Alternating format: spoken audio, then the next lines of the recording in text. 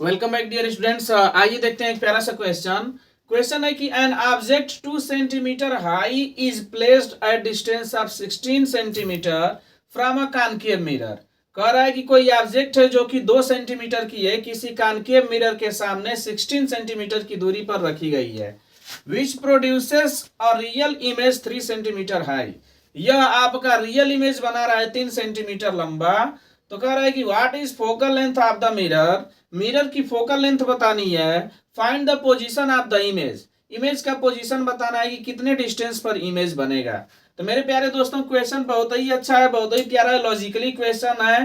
Language इस question की देखिए कितना इंपॉर्टेंट है, कितना अच्छा है, क्योंकि एग्जाम में लैंग्वेज बेस्ड क्वेश्चन ही आते हैं, ठीक ना। एप्लीकेशन बेस्ड क्वेश्चन आते हैं। तो इसको देखिए, कह रहा है कि एन ऑब्जेक्ट 2 सेंटीमीटर हाई। सबसे पहले गिवन इंफॉर्मेशन लिखेंगे दोस्तों। क्या हो जाएगा आपका गिवन इंफॉर्मेशन है 2 सेंटीमीटर ऊंचा है, यानी कि हमारा ओ डैश जो है आपका 2 सेंटीमीटर है।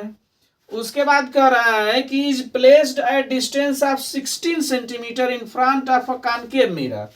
मिरर आपका कौन सा है दोस्तों? मिरर है आपका कॉनकेव। मिरर कौन सा है? कॉनकेव है। डिस्टेंस ऑफ ऑब्जेक्ट तो हमेशा निगेटिव होता है, कोई दिक्कत नहीं है। कॉनकेव मिरर के वजह से जो फोकल लेंथ आना चाहिए दोस्तों वह आएगा आपका किसमें? निगेटिव में। लेकिन ये दिया नहीं है तो हमको निकालना है, निगेटिव में आएगा, ठीक। ये कह रहा है कि which produces real image 3 centimetre high.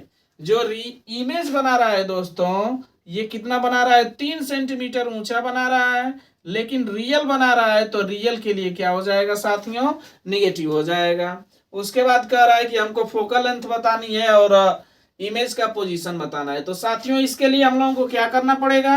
Magnification का फार्मूला लगाना पड़ेगा।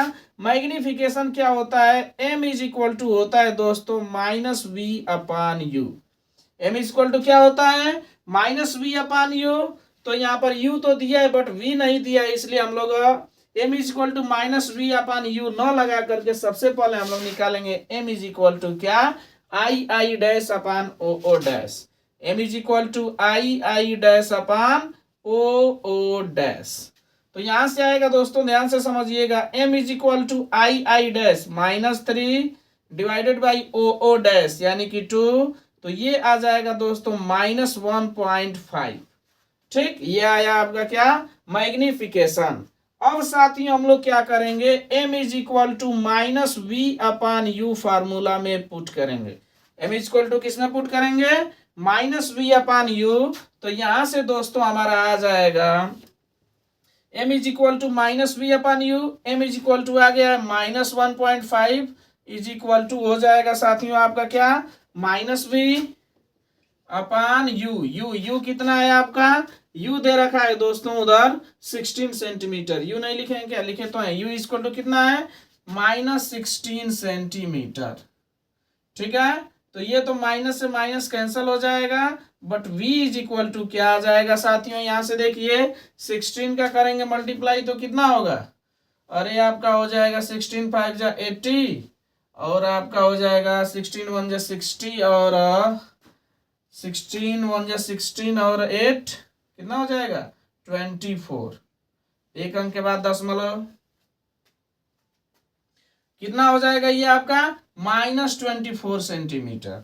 यानी कि पोजीशन ऑफ इमेज आ गया दोस्तों। ये क्या हो गया? पोजीशन ऑफ इमेज है माइनस 24 सेंटीमीटर। यानी इसका मतलब क्या हुआ? जो इमेज बनेगा, इमेज इज फॉर्म्ड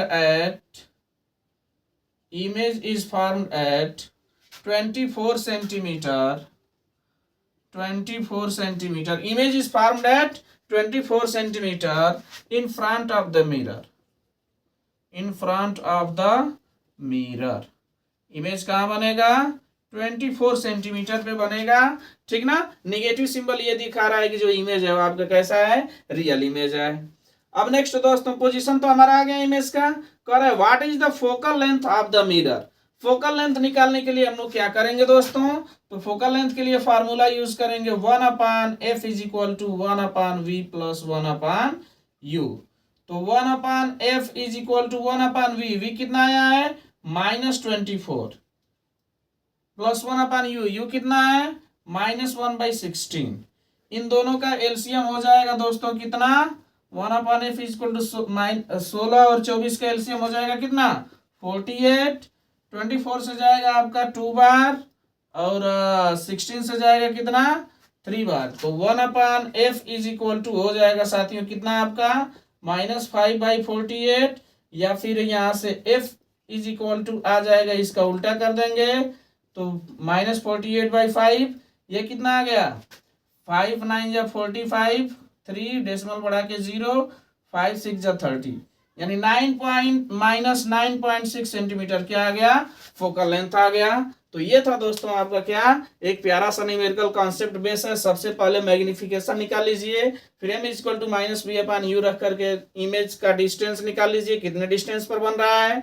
फिर 1/f equal to 1/b plus 1/u रख करके हम लोग क्या कर लेंगे फोकल लेंथ निकाल लेंगे। आई थिंक आप सबको ये न्यूमेरिकल समझ आया होगा। प्लीज सब्सक्राइब कर लीजिए, लाइक कर दीजिए, शेयर कर दीजिए, अपने दोस्तों तक सेंड कीजिए ताकि इससे मुझे मोटिवेशन मिलता रहे।